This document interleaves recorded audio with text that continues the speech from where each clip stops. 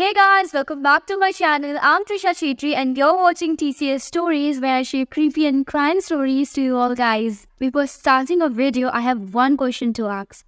Do you ever seen a ghost or have you ever believed in ghosts? Because in today's video, I will be covering a real horror incident happened with a boy who was returning home after completing his late night classes. Let's start the video. This incident took place in Mumbai back in 2016. जब मैं 16 साल का था उस time पे मैं board exam के लिए प्रिपेयर कर रहा था and I used to attend all the classes till late night क्योंकि मुझे बोर्ड एग्ज़ाम में बहुत ज़्यादा स्कोर करने थे। एक दिन मैं बहुत ज़्यादा लेट हो गया था क्लास करते करते and I left around 10:30 PM। बहुत रात हो चुकी थी तो उतना टैक्सी भी नहीं था। मेरे घर तक जाने के रास्ते दो थे। एक रास्ता बहुत लंबा था जिसमें 45 to 50 मिनट्स लगते थे, पर वो रास्ते सिटी से होते हुए जाता था एंड दूसरा रास्ता शॉर्टकट था पर वो डिज़र्टेड एरिया था जहाँ ज़्यादा घर नहीं थे और एक डिज़र्टेड हॉस्पिटल था। As I was already late मैंने सेकेंड रास्ता चूज़ किया घर पहुँचने के लिए, which was my biggest mistake. रास्ते में मुझे रेलवे ट्रैक क्रॉस करने के बाद 2 किलोमीटर चलना था घर पहुँचने के लिए, while also crossing a deserted hospital on the way. उस रात वेदर अच्छा था एंड मेरा मूड भी। मैंने ईयरफोन लगाया गाना सुनने के लिए एंड स्टार्टेड वॉकिंग। सब कुछ सही चल रहा था until I reach that deserted hospital. जब मैं वो हॉस्पिटल पहुंचा तब अचानक हवाएं ठंडी होने लगी, एक अनईजी सा फील लगने लगा। I had goosebumps. ये काफ़ी अजीब था क्योंकि मुंबई में जब भी ह्यूमिडिटी होती है। मैं चलता गया एंड मुझे लग रहा था कि मेरे पीछे कोई चल रहा है। मैंने पीछे मुड़कर देखा पर कोई नहीं था। मैं चलता गया, मुझे फील हो रहा था कोई तो मेरे पीछे है, पर मैंने इग्नोर किया और चलता गया। कुछ 1-2 मिनट बाद मैंने थोड़ी ही दूरी में एक ह्यूमन फिगर को देखा। जब मैंने अच्छे से देखा तो एक औरत धीरे धीरे चल रही थी। लाल साड़ी पहने हुए, चेहरा अच्छे से दिखाई नहीं दे रहा था। मैंने उनको आवाज़ लगाई पर उन्होंने कोई रिप्लाई नहीं किया। मुझे लगा वो हमारे गांव की कोई नेबर है। मैं खुश होने लगा ये सोचकर कि इस सुनसान रास्ते में मुझे अब अकेले नहीं चलना पड़ेगा, मैं उनके साथ घर तक जाऊंगा। तो मैं दौड़ने लगा उनकी तरफ, पर मैं उन तक पहुंच नहीं पा रहा था। मैं दौड़ रहा था, जितना तेज़ हो सके उतना तेज़ दौड़ रहा था, फिर भी मैं उन तक पहुंच नहीं पा रहा था। पर वो आराम से चल रही थी।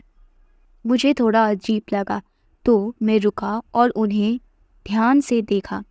तभी वो रुकी और पीछे मुड़ी मेरी तरफ। उनका फेस एकदम सफ़ेद था, एकदम पेल। ऐसा लग रहा था कि मैं किसी मरे हुए औरत का फेस देख रहा हूँ। वो औरत ने मेरी तरफ हंसते हुए देखा और वहीं पर गायब हो गई। मैं शॉक में था। मुझे ज़ोर ज़ोर से मदद के लिए आवाज़ लगाना था, पर मेरे मुंह से एक भी आवाज़ नहीं निकल रहा था, मानो मैं फ्रीज़ हो चुका था। मैं इतना डरा हुआ था कि मैं घर की तरफ पूरे स्पीड से दौड़ा और बीच में एक बार भी नहीं रुका या मैंने मुड़ के देखा। मैं इतना डर गया था कि मैं घर पहुंचकर डायरेक्ट रूम में जाके सो गया। दूसरे दिन जब मैं उठा तो मुझे बहुत ज़्यादा फीवर हुआ था एंड मेरा शरीर भी बहुत भारी लगने लगा था। ब्रेकफास्ट सब हो जाने के बाद करीब 12 से 1 बजे के बीच मैं ड्राइंग रूम में था अपने फैमिली के साथ और मेरी बहन नहाने गई थी। उसने बताया कि जब वो नहाकर बाहर आई मेरे रूम में तब उसने मुझे देखा था, जबकि मैं ड्राइंग रूम में था मेरे मम्मी और पापा के साथ। मेरी बहन ने आगे ये कहा कि मैं विंडो के पास बैठा था डेस्क में और बाहर देख रहा था हंसते हुए। मेरी बहन को बहुत अजीब लगा मेरा स्माइल देखकर, फिर भी वो डेस्क के पास आई और नीचे कुछ ढूंढने लगी। और जब मेरी बहन ने ऊपर देखा मुझसे पूछने के लिए कि मैं क्या कर रहा हूँ, तब मेरी बहन ने कहा कि वहाँ पे मैं था ही नहीं। उसे अजीब लगा ये सोचकर कि मैं 1 सेकंड में कैसे बाहर जा सकता हूँ, वो भी बिना आवाज़ किए बिना। फिर वो मेरे रूम से बाहर आई और मुझे ड्राइंग रूम में देखा मम्मी पापा के साथ, और उसने पूछा मुझे कि तुम इतनी जल्दी वहाँ से बाहर कैसे आए, वो भी बिना आवाज़ किए बिना। मेरी बहन की सब बात सुनने के बाद मैंने उसे बताया कि मैं 1 घंटे से यहीं पे हूँ मम्मी पापा के साथ। मेरी बहन शॉक हो गई और डरने लगी। तब मैंने सबको बताया कि मेरे साथ कल रात को क्या हुआ, मैंने क्या देखा।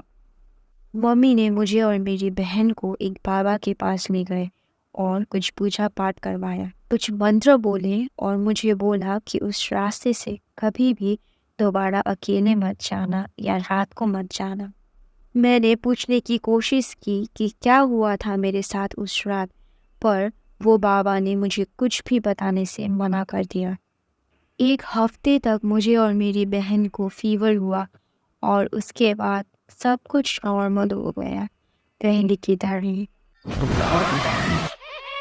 This much for today. Thanks for watching my video, guys. Do like, share and subscribe. See you in the next video.